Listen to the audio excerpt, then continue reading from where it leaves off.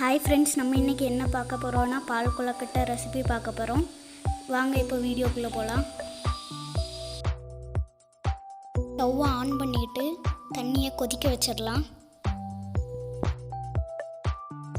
இப்போ கொதிச்சுட்டு ஸ்டவ்வை நம்ம ஆஃப் பண்ணிடலாம்.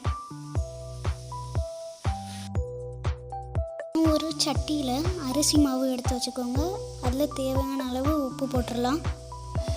போட்டு நல்லா கிண்டி விட்டுருங்க. சுடு தண்ணியை எடுத்து கொஞ்சம் கொஞ்சமாக அரிசி மாவில் போட்டு நல்லா விரவி விட்டுருங்க.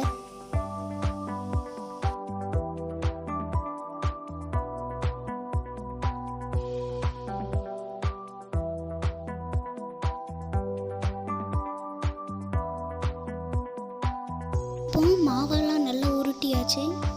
இப்போ கொஞ்சம் கொஞ்சமாக கையில் எடுத்து குட்டி குட்டி பாலாக உருட்டிடலாம்.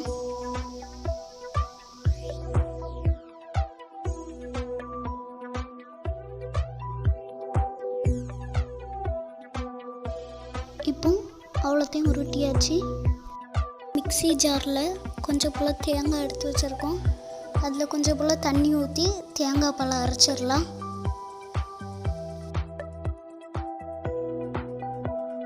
தேங்காய் பாலை அரைச்சாச்சு. இப்போ இதை ஃபில்டர் பண்ணிடலாம்.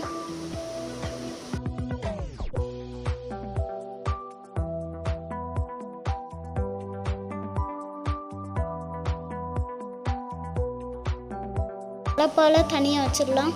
இப்போ அதே தேங்காயில் கூட கொஞ்சம் தண்ணியை ஊற்றி தேங்காய் பால் எடுத்து வடிகட்டி ஒரு பேனில் ஊற்றிடலாம்.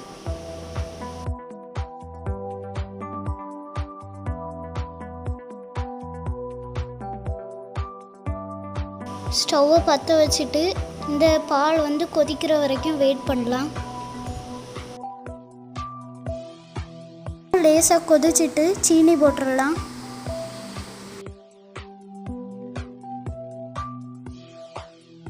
பால் கொதிச்சுட்டு இப்போ செஞ்சு வச்சுருக்க உருண்டை எல்லாத்தையும் போட்டுடலாம்.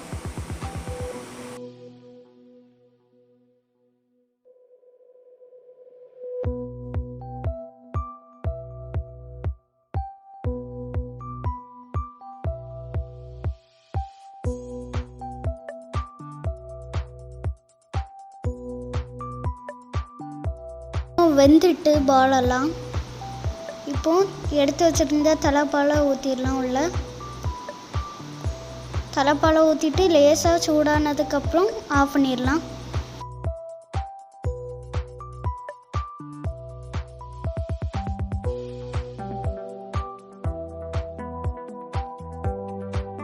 சுவையான கொழுக்கட்டை ரெடி. உங்களுக்கு இந்த வீடியோ பிடிச்சிருந்துச்சுன்னா லைக் பண்ணுங்கள், ஷேர் பண்ணுங்கள், மறக்காமல் சப்ஸ்கிரைப் பண்ணுங்கள். பக்கத்தில் இருக்க பெல் பட்டனை ப்ரெஸ் பண்ணிடுங்க. தேங்க்ஸ் ஃபார் வாட்சிங் திஸ் வீடியோ. பாய்.